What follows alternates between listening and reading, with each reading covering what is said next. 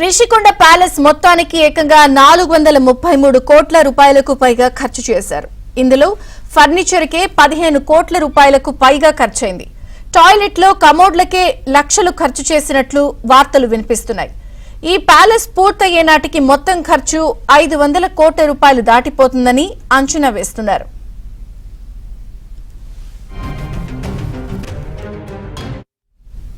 ఇప్పటికే ప్రభుత్వం పీకల్లోతు అప్పుల్లో ఉంది. ఆ అప్పులు కూడా అభివృద్ధికి కాకుండా పథకాల పేరుతో జనం ఖాతాల్లో వేస్తున్నారు.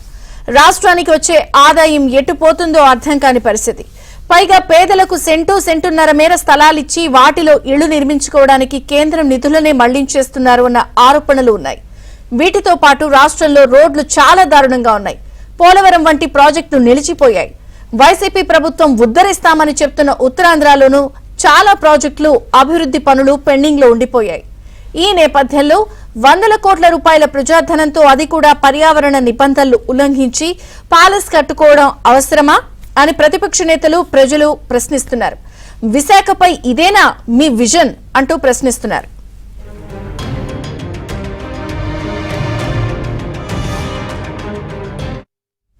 ప్రస్తుతం విశాఖ విజన్ అంటూ ఈ రోజు ముఖ్యమంత్రి వైజాగ్ పర్యటన చేపడుతున్న దానిపై సర్వత్రా విమర్శలు వ్యక్తమవుతున్నాయి. మరిన్ని వివరాలు మా ప్రతినిధి నాయుడిని అడిగి తెలుసుకుందాం. నాయుడు, విజయ చంద్రిక, విశాఖలో జగన్మోహన్ రెడ్డి చాలా కాలం తర్వాత పారిశ్రామికవేత్తలతో ఒక సమావేశం ఏర్పాటు చేస్తున్నారు. అది ఎన్నికలకి నెల రోజుల ముందు. సో నెల రోజుల ముందు విశాఖ విజన్ అంటే ఇప్పుడు ఇచ్చినటువంటి విజన్ ఎప్పుడు పూర్తి చేస్తారు? దాదాపుగా 4.5 ఏళ్ల పాటు జరిగినటువంటి ప్రభుత్వ పాలనలో ఎక్కడా కూడా విశాఖ మీద దృష్టి పెట్టింది లేదు. విశాఖలో అభివృద్ధి చేసింది లేదు. విశాఖపట్నంలో జగన్మోహన్ రెడ్డి చేసిందల్లా ఒకే ఒకటి ఏంటి అంటే జగన్మోహన్ రెడ్డి ప్యాలెస్ నిర్మాణం చేసుకున్నారు.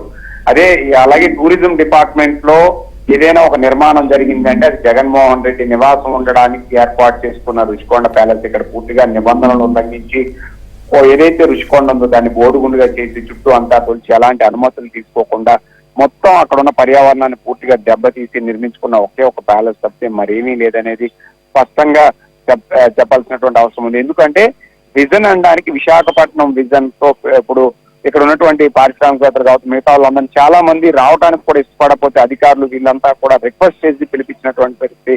కొంతమంది సాధారణ ప్రజలు కూడా హాజరవుతున్నటువంటి పరిస్థితి అయితే కనిపిస్తుంది. అయితే వీళ్ళందరినీ పిలిచి విశాఖపట్నానికి నేను ఇది చేశాను అని చెప్పడానికి జగన్మోహన్ రెడ్డి దగ్గర అయితే ఒక్క ఆన్సర్ కూడా లేదనేది మాత్రం స్పష్టంగా చెప్పొచ్చు. ఎందుకంటే విశాఖపట్నంలో ఈ 4.5 ఏళ్ళలో కొత్తగా డెవలప్మెంట్ అంటే విశాఖపట్నానికి పరిశ్రమల పరంగా కానీ, ఐటీ పరంగా కానీ, టూరిజం పరంగా కానీ, ఇది విద్యారంగంలో కానీ, హాస్పిటల్స్ లో కానీ ఎక్కడ కొత్తగా డెవలప్మెంట్ అనేది లేదు. ఇప్పుడు జగన్మోహన్ రెడ్డి ఏం చెప్తారు విజన్ తోటి అని ప్రతి ఒక్కరు అడుగుతున్నారు. సో జగన్మోహన్ రెడ్డి నుంచి ఒక ప్యాలెస్ నిబంధనలు తప్పితే మరేం లేదని స్పష్టంగా చెప్పొచ్చు. Thank you Naidu.